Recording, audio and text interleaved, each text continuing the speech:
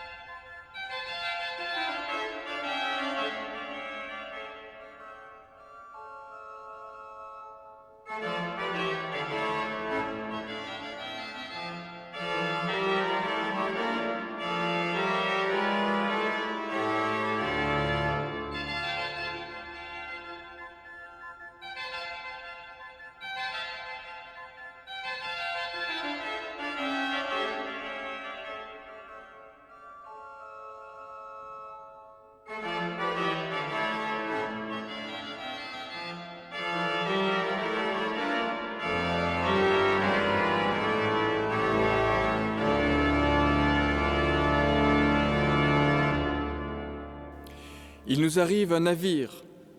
Il porte une charge précieuse, des troupes d'anges s'y trouvent. Il a un grand mât. Le navire nous arrive chargé, c'est Dieu le Père qui l'a envoyé, et il nous apporte un grand secours, Jésus, notre Sauveur. Le navire nous arrive doucement, il touche au bord. Il a ouvert le ciel et nous a envoyé le Fils. En ce soir de Noël, c'est avec ces quelques mots de Jean Toller, un mystique strasbourgeois de la fin du XIVe siècle, que nous ouvrons cette veillée de Noël œcuménique, retransmise depuis la cathédrale Saint-Pierre, qui est le lieu qui abrite la prière de tous les Genevois depuis le IVe siècle. Noël rassemble, Noël réunit les familles, et nous sommes donc là avec vous qui êtes dans vos foyers, quelle que soit votre foi, vos convictions spirituelles ou religieuses, parce que Noël est la fête œcuménique par excellence, celle qui rejoint, au-delà de toutes les barrières confessionnelles et religieuses, les femmes et les hommes de bonne volonté, les femmes et les hommes qui croient en le message de Noël, le message de paix, le message d'amour, le message aussi de grâce manifesté en Jésus-Christ. Cette année n'est évidemment pas comme les autres, puisque nos rassemblements sont limités et tous Nous devons nous adapter aux circonstances que nous traversons. Mais nous savons, et c'est un des messages centraux de Noël, nous savons que c'est bien dans ce monde marqué par les limites, par les contraintes, par les maladies, par les violences, par la mort qui rôde, c'est bien dans ce monde-là que Dieu est venu prendre place dans le visage de l'enfant de Noël. Ce soir, tous ensemble, nous avons choisi l'économie de parole pour laisser la place à la musique, au chant. Et c'est par le chant que vous connaissez tous que nous ouvrons cette célébration de Noël. Voici Noël, c'est notre chant, c'est notre louange.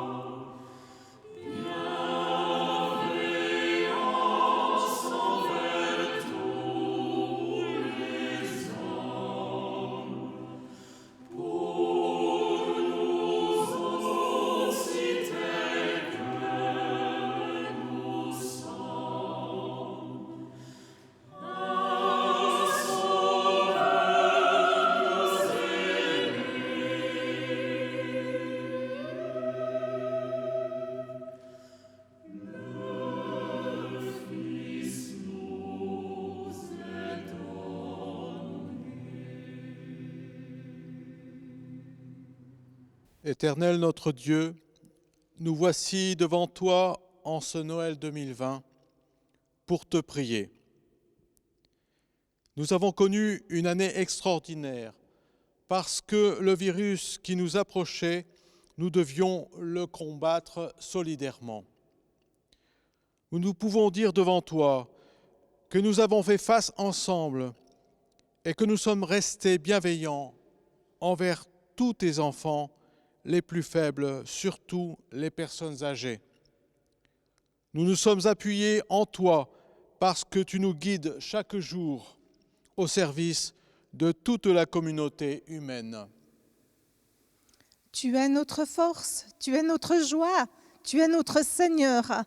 En Jésus, tu nous montres la voie, si petit et si faible au jour de sa naissance, mais si puissant de résistance à l'instar de ses parents. Ensemble, unis dans une prière commune, nous voulons t'offrir nos hommages. Nous nous confions à toi. Nous aurons la joie d'être ensemble autour de la table de Noël, même si limitée. Nous aurons à cœur celles et ceux qui sont seuls, et nous te les confions. Que notre célébration t'honore, Éternel notre Dieu, autant qu'elle soutienne toutes celles et ceux qui participent à ce moment. Le mystère de l'enfance, c'est aussi notre histoire à toutes et à tous. Et c'est dans la crèche que nous tentons de comprendre le message universel de la vie et de l'existence. Nous nous tournons vers toi au travers de nos chants et de nos prières. Que ton nom soit loué. Amen.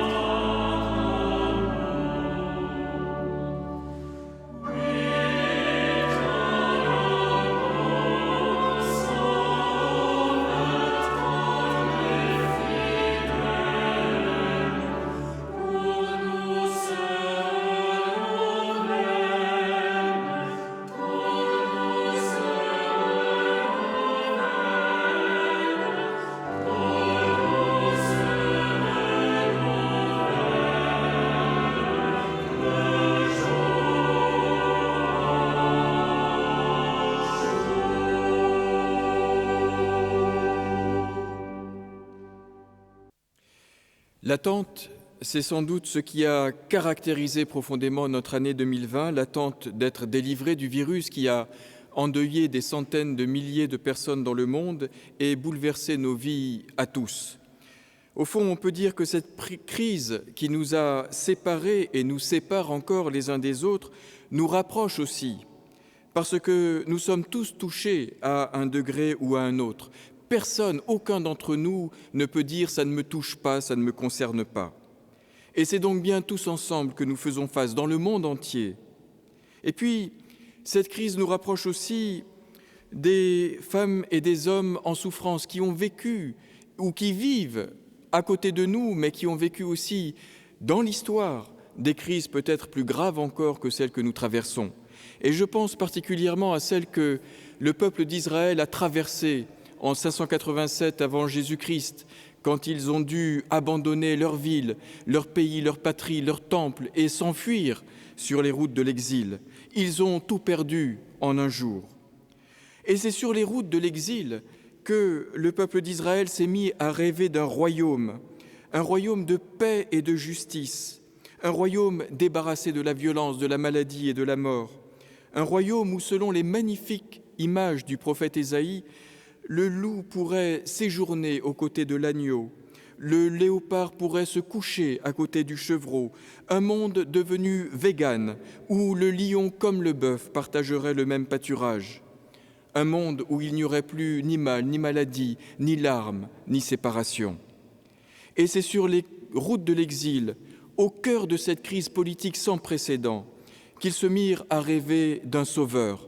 Mais pas un sauveur comme les autres, pas un sauveur qui viendrait avec des armes de guerre, mais un sauveur qui saurait nous désarmer, un sauveur qui saurait nous faire baisser la garde, un sauveur qui saurait nous ôter toute envie de nous battre.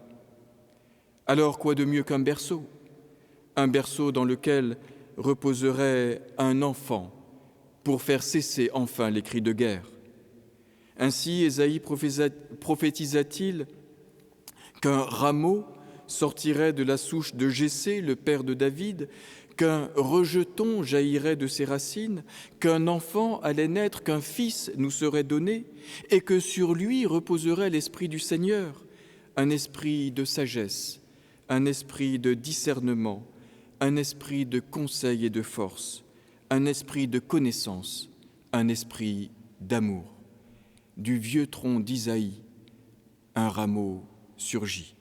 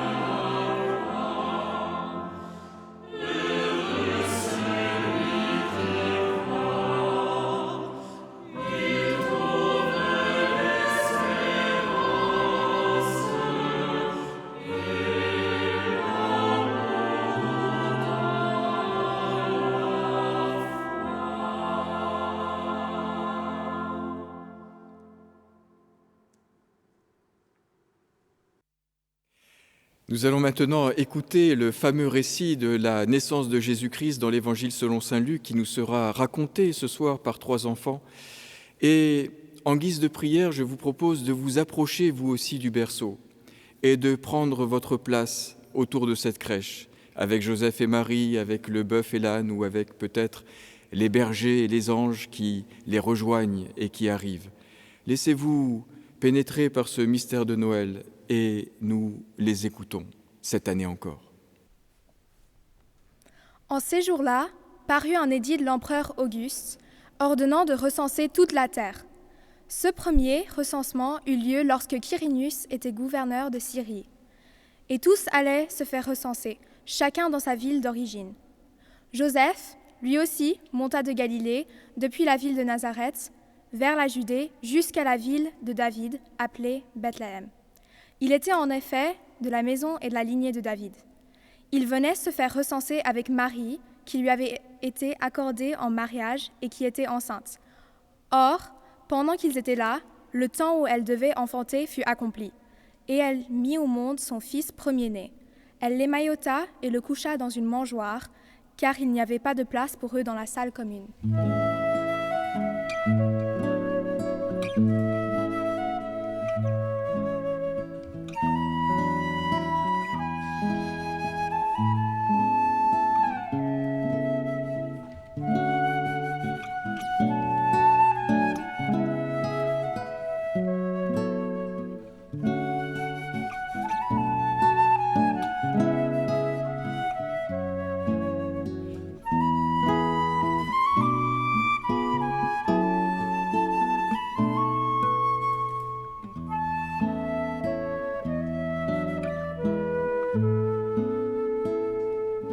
Dans la même région, il y avait des bergers qui vivaient dehors et passaient la nuit dans les camps, dans les champs, pour garder leurs troupeaux. L'ange du Seigneur se présenta devant eux, et la gloire du Seigneur les enveloppa de sa lumière. Ils furent saisis d'une grande crainte. Alors l'ange leur dit : « Ne craignez pas, car voici que je vous annonce une bonne nouvelle, qui sera une grande joie pour tout le peuple. Aujourd'hui, dans la ville de David, vous est né un sauveur, qui est le Christ, le Seigneur. Et voici le signe qui vous est donné. Vous trouverez un nouveau-né émailloté et couché dans une mangeoire. » Et soudain, il eut, avec l'ange, une troupe céleste innombrable, qui louait Dieu en disant : « Gloire à Dieu au plus haut des cieux, et paix sur la terre aux hommes qui l'aiment. »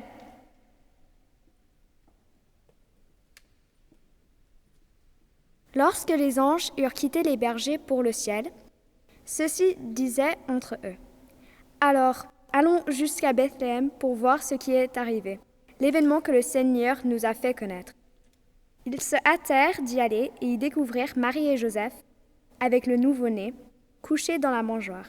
Après avoir vu, ils racontèrent ce qui leur avait été annoncé au sujet de cet enfant. Et tous ceux qui entendirent s'étonnaient de ce que leur racontaient les bergers.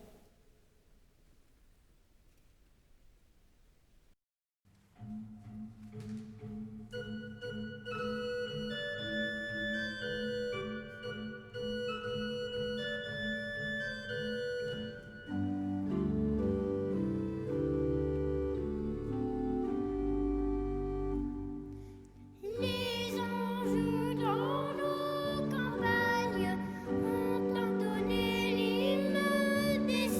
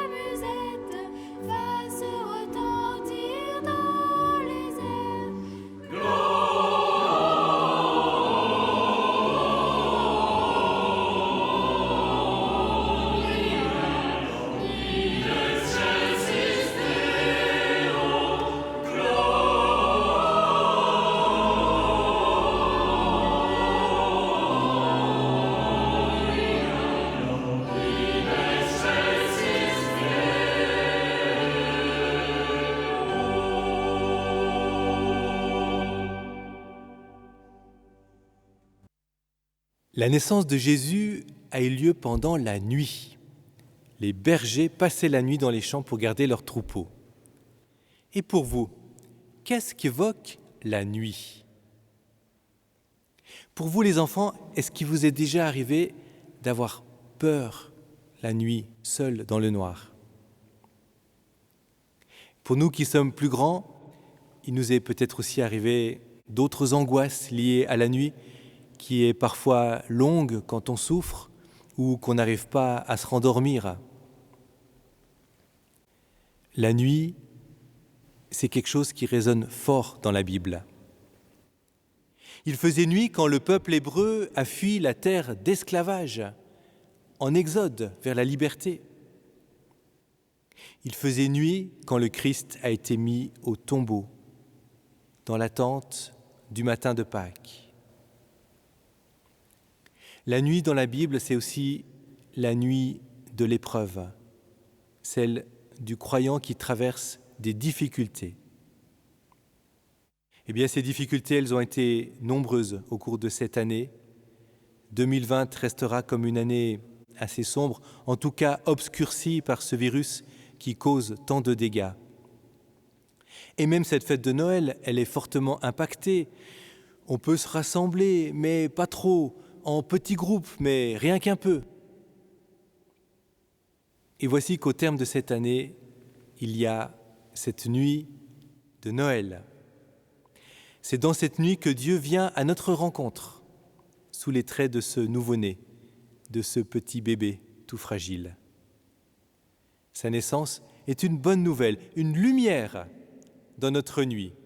Aujourd'hui, vous est né un sauveur, qui est le Christ, le Seigneur.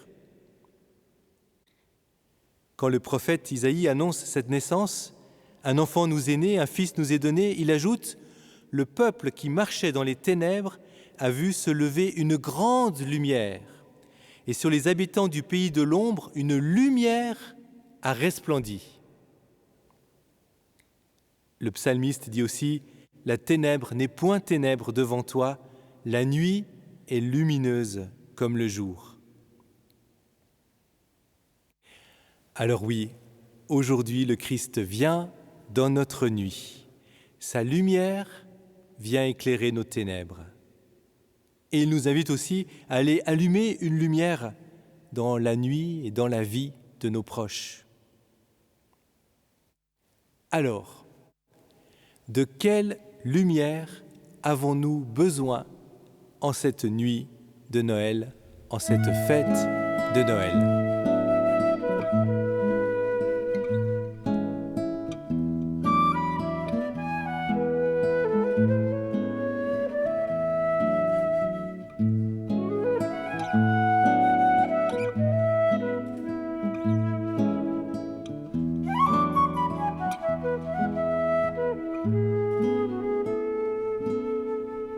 Bonjour à vous tous.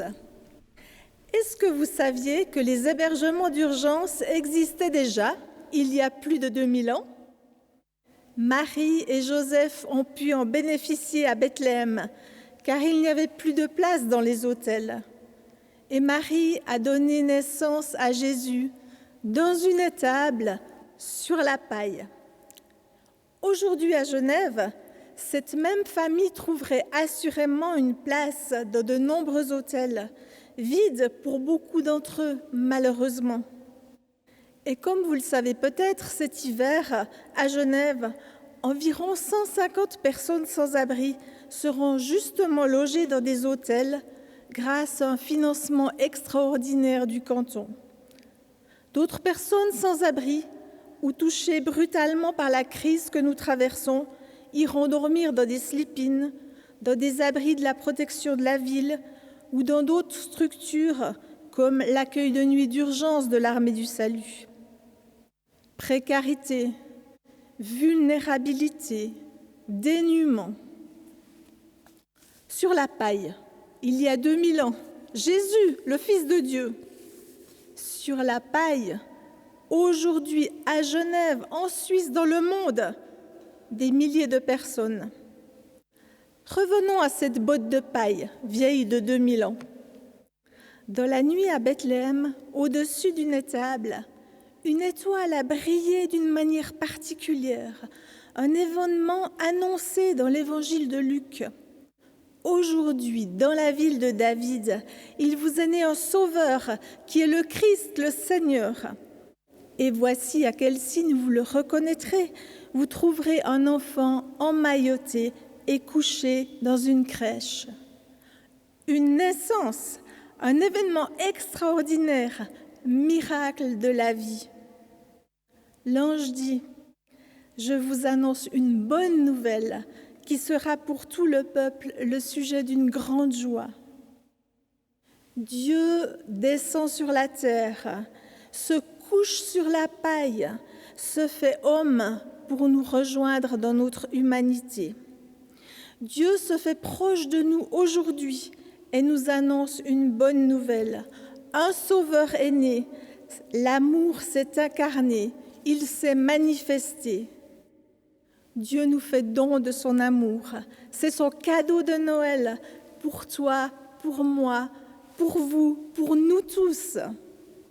Et cet amour, nous pouvons le partager aujourd'hui avec tous ceux qui sont sur la paille en ce mois de décembre 2020. Recevons donc ce cadeau, Jésus. Allons nous agenouiller dans l'étable vers cette botte de paille. Regardons l'enfant, regardons la vie, levons les yeux vers le ciel, laissons l'étoile briller et éclairer nos vies. Recevons la paix et la joie. Partageons alors cette bonne nouvelle. Dieu s'est fait homme, Dieu s'est fait proche, Dieu vient à notre rencontre dans toutes nos situations, dans notre pauvreté physique, morale, psychique, sentimentale, sociale, spirituelle, économique, familiale. Jésus veut venir partager notre quotidien et nous remplir d'espérance. Aujourd'hui, plus que jamais, nous voulons partager avec notre prochain, notre voisin, cette bonne nouvelle. Un sauveur est né, Emmanuel, Dieu avec nous. Peut-être que nous sommes nous-mêmes sur la paille ou que nous connaissons des personnes qui sont en grande souffrance. Nous souhaitons pour chacun que l'Emmanuel, Dieu avec nous, Dieu avec vous, soit votre réconfort et votre soutien. Recevez-le dans vos cœurs.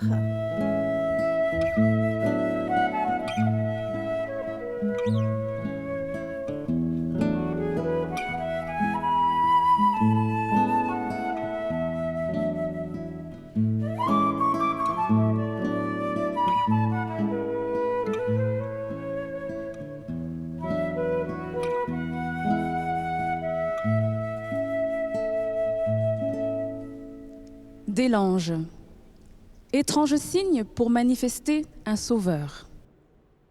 Ces l'ange évoque la faiblesse et la dépendance. Lorsque l'on imagine un sauveur, on le rêve fort et puissant, à l'image des super-héros de notre enfance. Comment un personnage aussi démuni qu'un bébé, un nourrisson dans un lange, pourrait-il nous sauver ? Et nous sauver de quoi finalement ? Il y a bien des choses dont nous aimerions être sauvés. De la mort, de la maladie, de la souffrance, de la vieillesse, des séparations, de toutes nos suffisances. Bref, de tout ce qui nous limite ou qui nous fait mal. Nous nous rêvons parfois parfaits, invulnérables, immortels, omnipotents et même omniscients. Aussi, lorsque nous imaginons Dieu, nous l'imaginons à la hauteur de nos rêves. Et voilà qu'en Jésus-Christ, Dieu se révèle bien différent. Le Sauveur n'est pas un surhomme, mais un bébé emmailloté dans des langes. Car ce n'est pas de nos imperfections que Dieu entend nous sauver. mais de notre inhumanité. Pour nous montrer le chemin de l'humanité véritable, il prend l'apparence d'un enfant. Dieu dans les langes, Dieu fragile, coupé de la présence et de l'amour des êtres qui nous sont chers. Dieu n'a pas créé les humains pour faire joli dans le paysage. Il les a créés pour les aimer et entrer en relation avec eux. Si plus aucun humain ne voulait de cette relation, ce serait comme si Dieu n'existait plus. Quand on est un Dieu amoureux de ses créatures, un Dieu qui a soif de relation, c'est comme si on n'existait plus lorsque l'on n'existe pour personne. On est très vulnérable quand on aime. On ne peut pas forcer l'autre à nous aimer, sinon ce serait de la dictature sentimentale. Alors on se rend complètement dépendant du bon vouloir de celui ou de celle qu'on aime. Voilà pourquoi les chrétiens disent qu'en Jésus de Nazareth, Dieu révèle son visage vrai, c'est-à-dire un visage vulnérable. L'enfant de Noël nous montre Dieu tel que nous n'aurons jamais osé l'imaginer. Dieu n'est plus seulement le très haut, mais il devient le très bas. Il n'est plus le tout-puissant que l'on craint et que l'on invoque, mais il est le tout faible qui sollicite notre accueil, notre aide et nos bons soins. Elle est là finalement la grande révolution, la grande originalité du christianisme. Elle nous présente Dieu comme celui qui renonce à sa toute-puissance pour entrer en relation avec nous, par amour pour nous. Oui, le christianisme retourne comme un gant ce que les hommes avaient toujours cru savoir de Dieu. Qui donc aurait pu penser que le salut de l'homme, ce n'est pas de sortir de l'humain pour accéder au divin, mais de devenir de plus en plus humain. Dieu dans les langes, pour nous montrer le chemin de la véritable humanité. Parce que l'humanité, ce n'est pas la grandeur ni la puissance. Être pleinement humain, c'est se savoir petit, faible, dépendant, et l'accepter, mieux encore l'apprécier. Car finalement, c'est lorsque l'on est tout petit, faible et dépendant que l'on peut entrer en relation authentique, profonde et aimante, non seulement avec Dieu, mais avec les autres. C'est une relation sans compétition, sans faux-semblant, sans jalousie, sans domination ni compromis. C'est une relation de cœur à cœur. Il vous est né un sauveur en Jésus-Christ, le béni de Dieu, le Fils du très humble. Le signe qui vous le fera connaître, c'est qu'il vient à vous emmailloté de l'ange, dans la petitesse, dans la vulnérabilité. C'est là toute la gloire de notre Seigneur.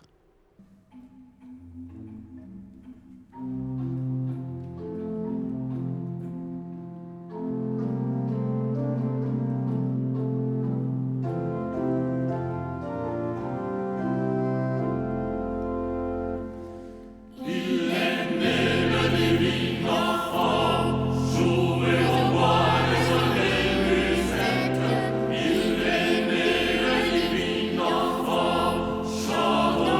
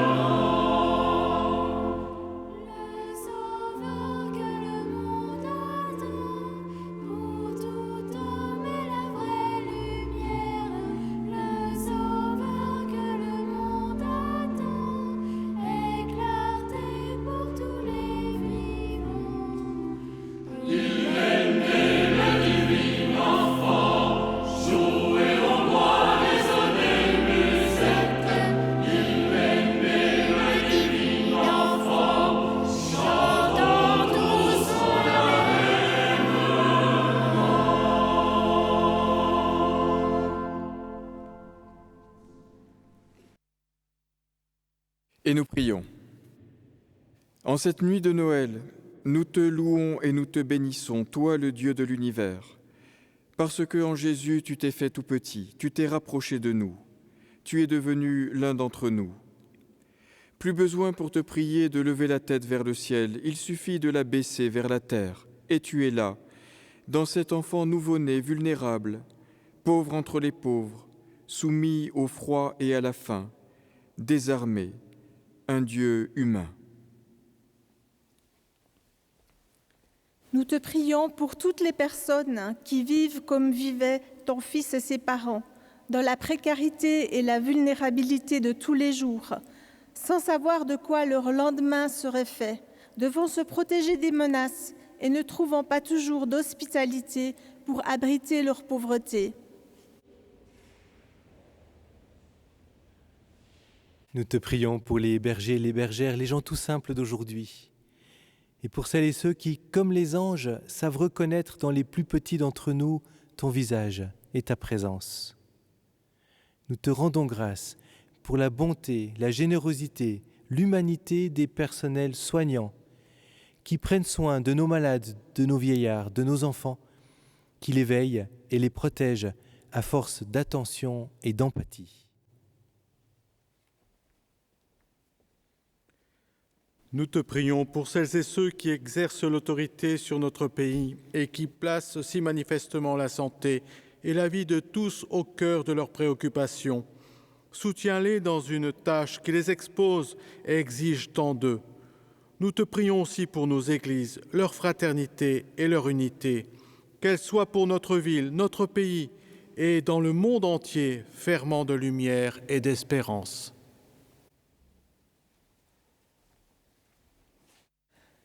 Ô Dieu, nous voulons élargir notre prière aux nations du monde entier.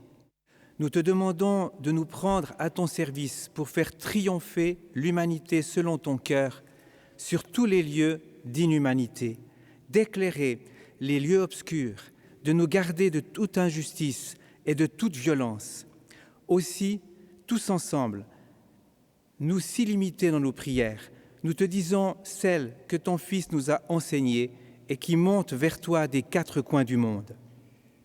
Notre Père qui es aux cieux, que ton nom soit sanctifié, que ton règne vienne, que ta volonté soit faite sur la terre comme au ciel.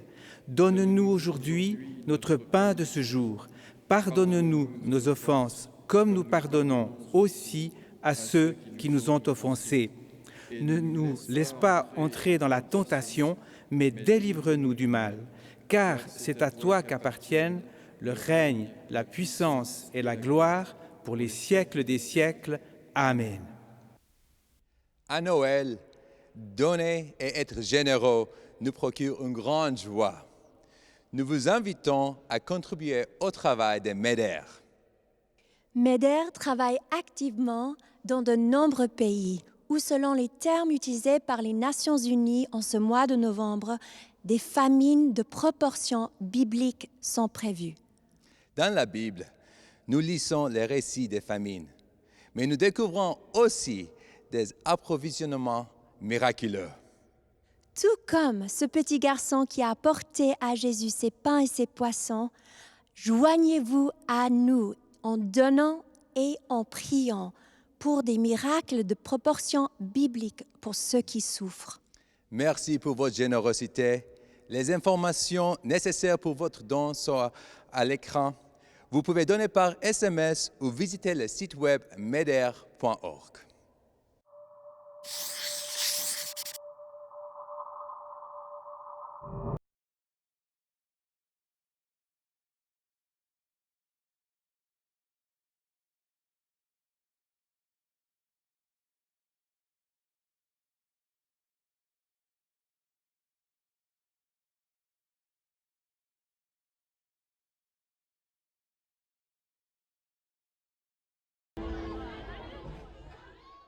Et en guise de bénédiction, ces quelques mots de la pasteure et poète Francine Carrillo, qui dit ceci: « Pas étonnant, dit Dieu, que notre histoire soit tissée de rendez-vous manqués. Vous m'attendez dans la toute-puissance et je vous rejoins dans la fragilité d'une naissance. » Vous me voulez comme réponse et je me tiens dans le bruissement de vos questions. Vous me façonnez à votre image et je vous surprends dans le dénuement d'un regard d'enfant. Mais, dit Dieu, je vous attends, comme la nuit attend le jour. Que Dieu vous bénisse et vous garde, qu'il fasse resplendir sur vous son visage, qu'il vous donne la paix et la lumière, au nom du Père, du Fils et du Saint-Esprit. Amen.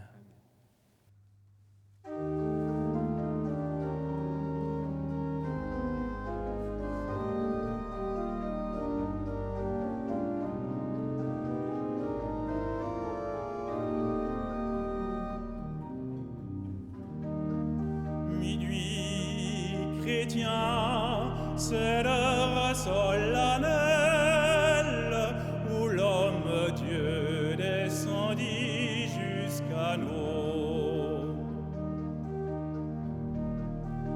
pour effacer la tâche originelle et de son Père arrêter le courroux. Le monde entier tressaille d'espérance à cette nuit qui lui donne un sauveur. Peuple à genoux, attends ta délivrance. Noël,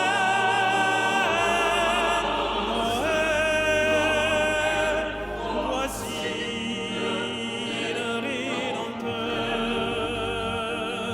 Noël,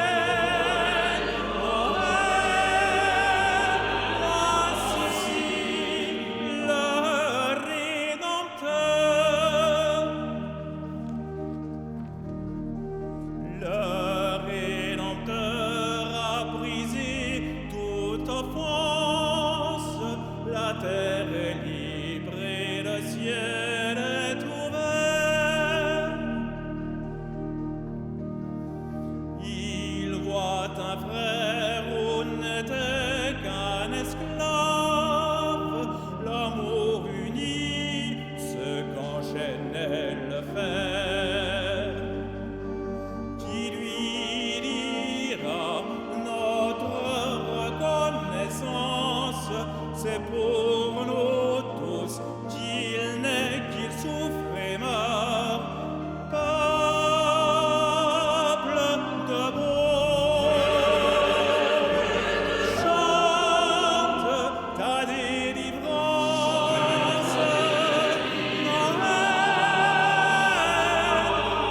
Noël, chantons le Rédempteur. Noël,